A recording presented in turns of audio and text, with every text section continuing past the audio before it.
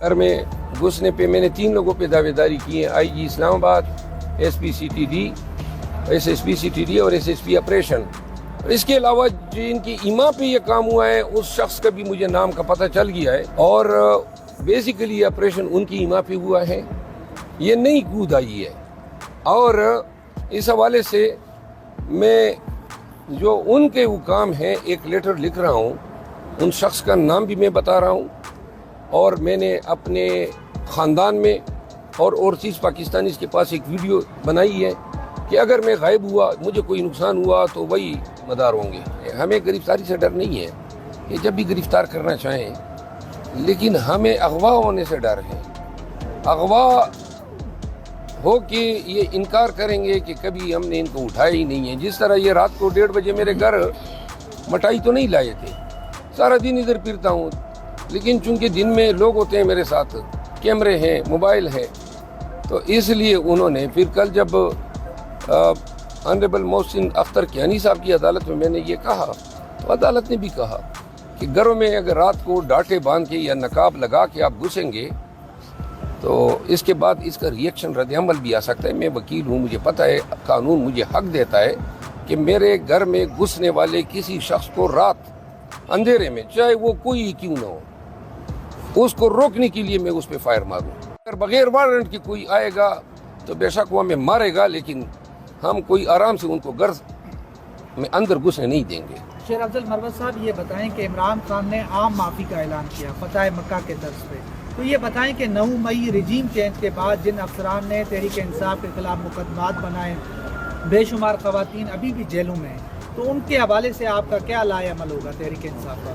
تحریک انصاف جو ہے اور بحیثیت پاکستانی اور بحیثیت ایک مسلمان کے، ہم کسی انتقامی سیاست پہ یقینی نہیں رکھتے ہیں. اگر پہلے بھی کوئی انتقامی سیاست ہوئی ہے تو میں بحیثیت وکیل اس کی میں نے ہمیشہ مذمت کی ہے.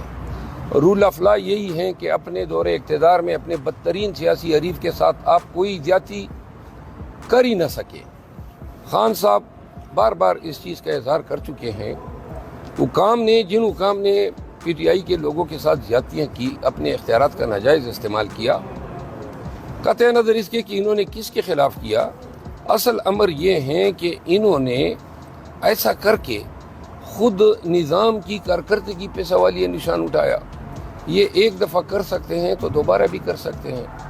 بہت سارے افسران ایسے ہیں جنہوں نے ایک نہیں درجنوں کی حساب سے ناجائز اقدامات اٹھائے. تو لہٰذا نظام اور قانون یہ تقاضا کرتا ہے کہ جنہوں نے سیاسی وجوہات کی بنا پہ اپنے اختیارات کا ناجائز استعمال کیا ہے، وہ لوگ اپنے آپ کو قانون کے اندر اپنے آپ کو ایکسپوز کر چکے ہیں. اگر قانون ہے تو قانون کو اپنا راستہ لینا چاہیے. یہ نہیں ہے کہ ایسی معافی ہو کہ جی آپ نے جو کیا، انہوں نے بڑے گناونے، بڑے ہی ہینیس جرائم کا ارتکاب کیا ہے، لوگوں کو قتل کیا ہے، شہید ہوئے ہیں ہمارے ورکر 9 مئی کو 25 ورکر. یہ نہیں ہو سکتا ہے کہ جی وہ ان کا خون ہم معاف کریں. نہ خدا معاف کرتا ہے، نہ ان کے ورثاء کو ہی آکھیں کہ دیت کی رقم لیں. پھر لوگوں کے کاروبار تباہ کیے ہیں.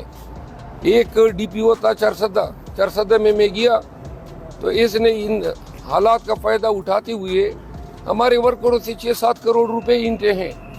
اب یہ معافی ہو سکتی ہے جب تک کہ اس شخص سے یہ رقم نکلوائی نہ جائے. تو لہٰذا جن لوگوں نے اب یہ جو ٹکٹ پاس کرنے کے چکر میں پشاور میں ریٹرننگ افسر نے ایک افغانی کو 7 کروڑ لے کے جتوا دیا. اب یہ تو ان کا بھی بندوبست نہیں ہے جنہوں نے یہ کرایا ہے. 3-4 لوگ جو ہیں صرف پشاور میں پیسے دے کے اور انہیں لے کے ان کو پاس کرایا ہے، اور یہ کام کراچی میں بھی ہوا ہے. تو لہٰذا یہ جرائم کس طرح قابل معافی ہو سکتے ہیں؟ تو وہ آپ کے خلاف بھی کہتے ہیں کہ جی ہمارے ساتھ کے پی کے میں دھاندلی ہوئی. جی کے پی کے میں تو ان کے کل 7 امیدوار کھڑے تھے 44 کی سیٹوں پہ. اس میں سے 2 یہ جیت چکے ہیں بقول ان کے، 5 رہ گئے ہیں. اس میں ان کا ایک امیدوار میرے حلقے میں تھا اور اس نے 43 ووٹ لیے ہیں. تو اگر دھاندلی ہوئی ہے تو کوئی آ کے الیکشن کمیشن میں کوئی پٹیشن دائر کر دیتے. ایک بھی پٹیشن نون نے دائر نہیں کی ہے، ماں سوائے مانسیرا کا، جہاں شہزادہ گستا سب جیتا ہے، اور نواز شریف نے درخواست دی ہے کہ ریکاؤنٹ کرائیں، اور ریکاؤنٹ کا بندوبست کرنے کے لیے یہ وہاں پہ ووٹ پرنٹ کرا رہا تھا لاہور میں احسان جو ان کے پارٹی کا آفس بیئرر ہے، تو لہٰذا وہی پرنٹڈ ووٹ جو ہے ریکاؤنٹ سے پہلے تیلوں میں ڈالنے تھے اور اس کو جتوانے کا پروگرام تھا۔ مریم نواز نے پنجاب جو وزیر اعلیٰ پنجاب ہاؤس ہے اس کی صفائیاں شروع کروا دی ہیں اور کرسی پہ بیٹھنے کے لیے بالکل تیار ہو چکی ہیں، بیوروکریسی انڈر کام کر رہی ہے، اور کہتی ہے بیوروکریسی کے اوپر جو بھی تنقید کرے گا اس کو قانون کے کٹہرے میں ہم لائیں گے۔ مریم نواز شریف، شہباز شریف، یہ اپریل 2022 کے بعد سے لے کر آج تک انہی کی حکمرانی ہے۔ یہ محسن نقوی، یہ کاکڑ، یہ شاجی جو کے پی میں بیٹھا ہے، یا جو جج صاحب سندھ میں بیٹھے، یہ سارے تو صرف اور صرف سٹوجیز ہے، یہ تو ان کے ہرکارے ہیں۔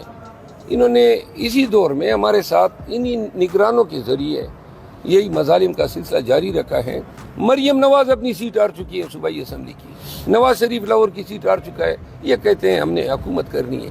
اب زبردستی کا تو کوئی علاج ہی نہیں ہے۔ راجہ ریاض صاحب کہہ رہے ہیں کہ ہم پی ٹی آئی ووٹر کو سلام بھی کریں تو آگے سے جواب نہیں دیتے، اس طرح کی شانتے نہیں کرتے۔ راجہ ریاض وہ موٹا سا، اپوزیشن لیڈر تھے جو لیڈر، اچھا وہ جو لیڈر تھے اپوزیشن کے، ہاں جی، پہچانتے نہیں ہیں۔ اچھا بہرحال وہ بھی میرے خیال میں بڑھ گیا ہے، ہاں ہار گیا نا، ہاں بہرحال ایسے لوگوں کے ماتھے پہ جو ہے نا ان کی ذلت لکھی ہوتی ہے۔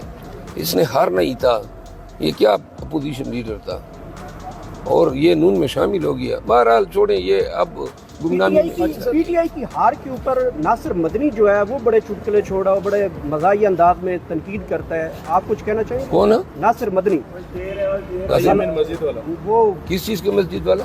وہ جو کہتے ہیں یہ من مسجد، مولوی صاحب۔ مولوی ناصر مدنی سر بڑا مشہور سکالر ہے، بڑا عالم دین بھی ہے، سکالروں بڑی وہ محفلیں اس کی بڑی فین فالوئنگ ہے سر۔ نہیں، وہ ہمارے خلاف باتیں کرتا ہے۔ جی کہتا ہے کیسی تبدیلی آئی ہے، کیسا نون لیگ نے دیا ہے، اس طرح کی ورڈنگ یوز کرتے ہیں۔ چلیں اس کو بھی دیکھ لیں گے، حضرت کو ذرا یوٹیوب پہ ذرا چیک کر لیتے ہیں کہ کیا شخصیت ہے، تو جواب بھی داغ دیں گے۔